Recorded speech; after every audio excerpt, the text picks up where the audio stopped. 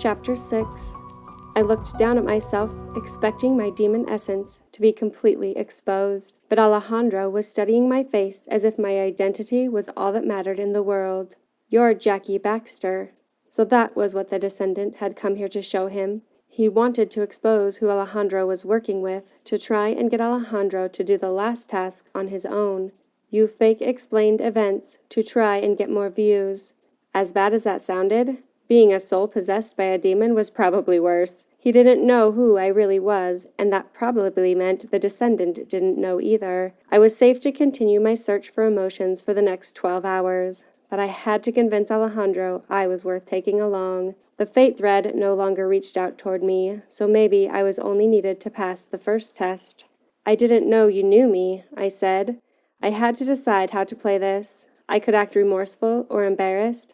Somehow, neither of those reactions seemed like they would satisfy Alejandro. Yes, Alejandro's posture was stiff, his body angled away from me. "I know who you are and what kind of person you are. Now I know why you didn't believe I would do something without a personal reward."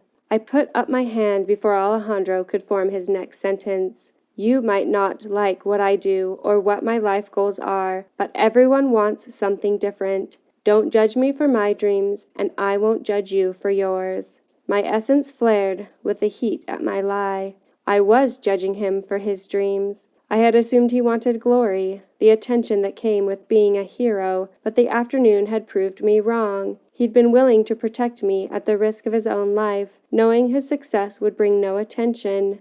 No one would know. He had served those construction workers without a single reward, and being a descendant was only more work with no recognition. People didn't know they existed. What motivated Alejandro to pass the tests to become a guardian?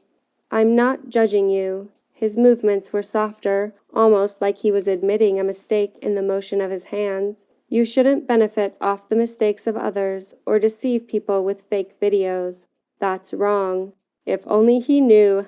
I feed off the mistakes of others, survive off them. Alejandro pointed at my face. Your eyebrow moved. I slapped my forehead like I was swatting an annoying mosquito. My essence felt like it was being pumped full of air. Had I felt something? I checked my chest for strands of emotion. Nothing. But somehow I had accessed a facial muscle. Was it surprise? Humor? Irony? It must have been irony.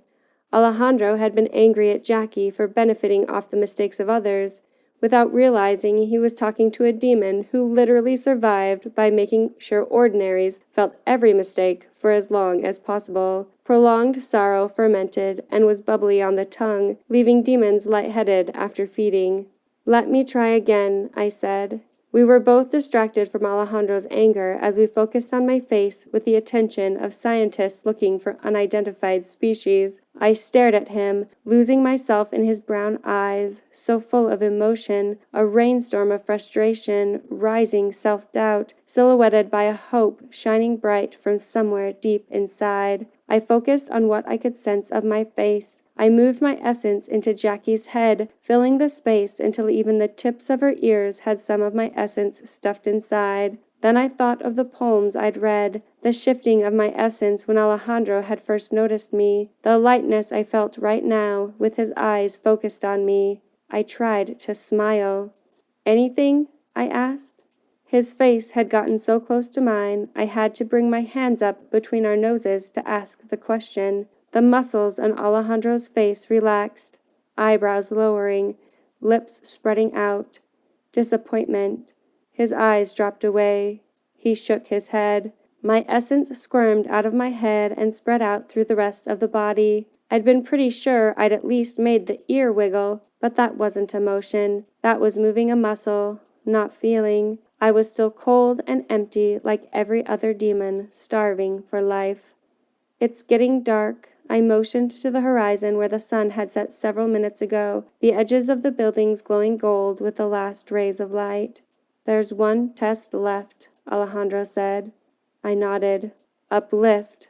Even signing the words made my essence shiver. Demons didn't make people feel better. That was literally like a farmer poisoning his crops, so he didn't have any food for the winter. Demons magnified the sorrow of ordinaries, made sure that they heard messages that deepened their mood and made the meal last longer. It was why descendants were our enemies. The descendants of angels wanted to bring hope and light to the world, but then what would my siblings and I survive on? Without sorrow, all demons would turn into Fenris and destroy life in a feeding frenzy. It wasn't a pretty balance, but the world needed to keep demons fed, or it would mean the end of life. It was a conundrum. If the descendants ever did achieve world peace, it would literally bring on the apocalypse. Now both sides were preparing for that scenario. Like both demons and descendants were sick of balancing the scales and were ready to tip them one way or the other, for good or for bad. The streets were still busy with couples going to dinner, friends talking and laughing, dressed for a night out, a family on vacation hustling back to their hotels to get their kids to bed for the night.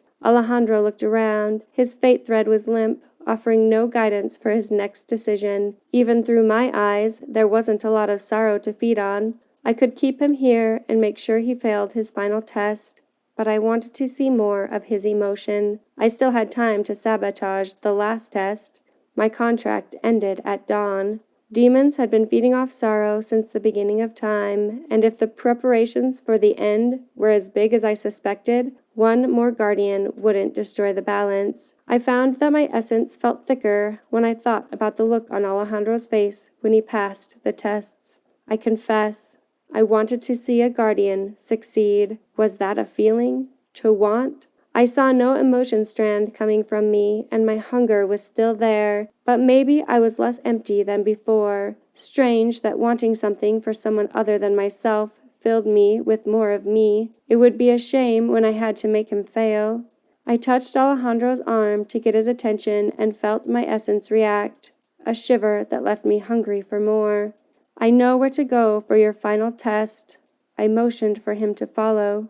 He hesitated. Why are you helping me?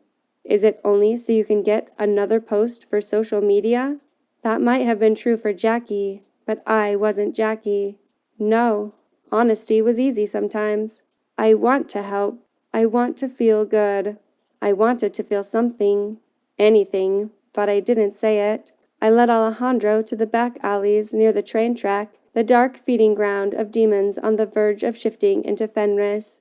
Ordinaries and demon essences lay about in temporary shacks and tents of the desperate and homeless. Ordinaries who had been cast out of society, left to beg for food and sleep on the sidewalks. Their sorrow was hard to digest with the unfairness that crusted the edges, but it was a constant source of food, and the demons lay draped over the tents or lounging on the shopping carts, sucking on strands that had grown overripe, long and stringy, from the ordinaries curled up on the ground or standing next to barrel fires. How did you know this would be here?